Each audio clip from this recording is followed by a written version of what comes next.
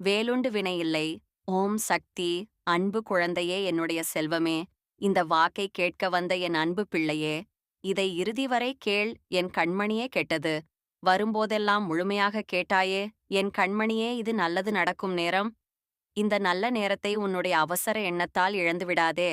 என் செல்வமே, உன் வாழ்க்கையில் நடந்து முடிந்த அத்தனையுமே உனக்கு கஷ்டங்களை கொடுக்கும்படியாகத்தான் இத்தனை நாள் இருந்தது. நல்லது ஏதேனும் ஒன்று நடக்காதா? எல்லோரது குடும்பத்திலும் நடக்கும்படியான சுப காரியங்கள், என்னை சந்தோஷம்படியான நிகழ்வுகள் என் வீட்டில் நடக்காதா? எனக்கெல்லாம் நிம்மதியே இந்த ஜென்மத்தில் கிடைக்காதா?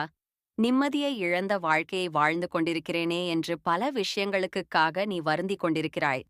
கட்டிய துணையும் உனக்காக இல்லை, இங்கே என்று நினைக்கும்போது வருத்தமாகத்தான் இருக்கிறது. என்னை புரிந்து கொள்ள வேண்டிய என் துணையே என்னை புரிந்து கொள்ளாமல் என்னை இப்படி கஷ்டப்படுத்திக் கொண்டிருக்கிறது என்ற வேதனைகள் அதிகமாக இருக்கிறது. இப்படி துணைதான் இருக்கிறதென்றால், எனக்காக இருக்கும் உறவுகள் கூட என்னை வெறுத்து ஒதுக்கிக் கொண்டு, என்னிடம் போட்டிகள் போட்டுக்கொண்டு எனக்கு கெடுதல் செய்து கொண்டிருக்கிறது. உறவுகள்தான் இப்படி இருக்கிறது என்றால், அக்கம் பக்கத்தில் இருப்பவர்கள் அதற்கு மேலாக இருக்கிறார்கள். பொறாமை எண்ணத்தோடு என்னை பார்க்கிறார்கள். என் தலை வெளியே காணக்கூடாது என்று சொல்லுகிறார்கள். என்னை பார்த்தாலே என்னை விழுங்கும்படியான பார்வையைதான் பார்க்கிறார்கள். அக்கம் பக்கத்தில் இருப்பவர்கள் இப்படியென்றால், என்னோடு நட்பாக பழகுபவர்களும் இப்போது குணங்கள் மாறி என்னை வெறுப்போடும் என்னிடத்தில் ஆத்திரத்தோடும் பழகி வருகிறார்கள். உள்ளொன்றும் புறம் ஒன்றும் வைத்துக்கொண்டு பேசும் இவர்களையெல்லாம் பார்க்கும்போது என் வாழ்க்கையே எனக்கு வெறுத்து விடுகிறது. தெய்வத்திடம் கேட்காத நாளில்லை. என் குறைகளையெல்லாம் நிறைவாக்கிக் கொடு. என் வேதனைகளை சந்தோஷமாக்கிக் கொடு. என் கஷ்டங்களையெல்லாம் நிவர்த்தி செய்துவிடு என்று ஒவ்வொரு தெய்வத்திடமும் நான் வேண்டிக் கொண்டுதான் இருக்கிறேன். ஆனால் எதுவும் உடன் நடக்காமல் மீண்டும் மீண்டும் அதிகப்படியான கர்மா வேலை செய்து பிறர் கொடுக்கும் செய்வினைகள் என்னை ஆட்டி படைத்துக் கொண்டிருக்கிறது. வீட்டிற்குள் வேறு நான் ஒன்று நினைத்தால் அது ஒன்று நடந்து கொண்டிருக்கிறது. எதிர்மறை சக்திகள் நிறைந்திருக்கிறது என்பதை என் மனம் அறிகிறது. அதையெல்லாம் எப்படி போக்குவது என்ற எண்ணத்தில் குழம்பி நிற்கிறேன் தாயே. என்னை காப்பாற்றுங்கள் என்று ஒவ்வொரு நாளும் நீ வேண்டாத தெய்வம் இல்லை என்பது உன் அன்னைக்கு தெரியாது என்று நினைக்கிறாயா? என் கண்மணியே, உன் வேதனைகள் தீரத்தான் வேண்டும். உன் கண்ணீரை துடைக்கத்தான் வேண்டும். உன்னுடைய துக்கங்களையெல்லாம் சந்தோஷமாக மாற்றத்தான் வேண்டும். எதை எதை எங்கு யாரிடத்தில் இழந்தாயோ அவர்களிடத்திலிருந்து உனக்கு திரும்ப கொடுக்கத்தான் வேண்டும். மீண்டும் சொல்கிறேன், கனவில் கூட நீ யாருக்கும் தீங்கு நினைத்து விடாதே பிள்ளையே. நம்பிக்கையோடு இரு, தெய்வம் உனக்கு இருக்கிறது. கெட்டவர்கள் செய்கிறார்கள் என்று நீ உன் மனதை மாற்றிக்கொள்ளாதே பிள்ளையே. தெய்வ சக்திகள் உன்னை வெறுக்கும்படியான காரியங்களில் இறங்கிவிடாதே பிள்ளையே. இன்று உனக்கு ஒரு நல்லது நடக்கப் போகிறது.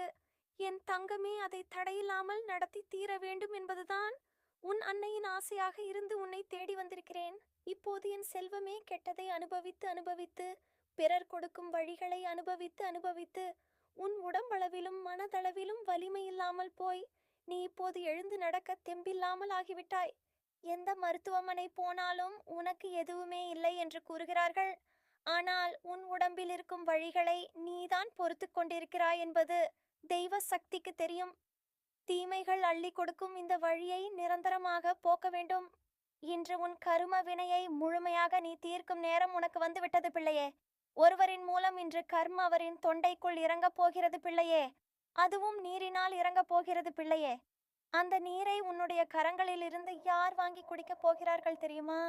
அதிசயம், அற்புதம் நடக்கப் போகிறது என்று, இந்த நல்ல நாளில் உனக்கான ஒரு நல்ல காலம் பிறக்கப் போகிறது என்று நினைக்கும்போது எனக்கு மகிழ்ச்சி பொங்குகிறது.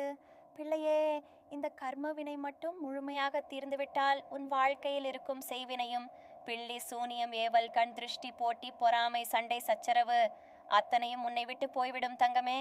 பிறகு உன்னை அசைக்க இங்கே ஆளில்லை. தங்கமே, நான் சொல்வது சத்திய வாக்கு. நான் சொல்வது தெய்வ வாக்கு. உன் அன்னை உன்னை தேடி வந்து கொண்டிருக்கும். இந்த வாக்கு சத்தியமாக பழிக்கும் வாக்கு. என் பிள்ளையே, நல்லது நடக்கப் போகிறது என்று சிகப்பு நிறத்தில் புடவை கட்டிக்கொண்டு உன் வீடு தேடி வந்து, உன் வீட்டு வாசலை தேடி வந்து, தாகமாக இருக்கிறது, தண்ணீர் தாங்கள் என்று ஒரு குரல் உன் செவிகளில் என்று கேட்கும். அந்த குரல் கேட்டால் தாமதிக்காதே. அடுத்த நொடி எழுந்து உன் கைகளினால் நீரை எடுத்துக்கொண்டு அந்த பெண்மணியிடம் கொடு என் பிள்ளையே. அந்த பெண் அந்த நீரை வாங்கி பருகும். அந்த நேரம் அந்த கர்மவினை அதற்குள் சென்றுவிடும். அவர் பெற்றுக்கொள்வார். உன் கர்மவினை தீர்ந்துவிடும். உன் பலிகள் தீர்ந்துவிடும். உன் வேதனைகள் தீர்ந்துவிடும். என் பிள்ளையே, தாயே, வருவது யார் என்று கேட்கிறாயா? கன்னி தெய்வத்தில் ஒரு தெய்வம் உன் வீட்டை தேடி வரப்போகிறது. இன்று இது சத்தியமாக நடக்கும். நீர் கேட்கும் யாருக்கும் இல்லை என்று சொல்லாமல் இன்று கொடுத்துவிடு பிள்ளையே. உன் கர்மா மொத்தத்தையும் அழித்துவிடு.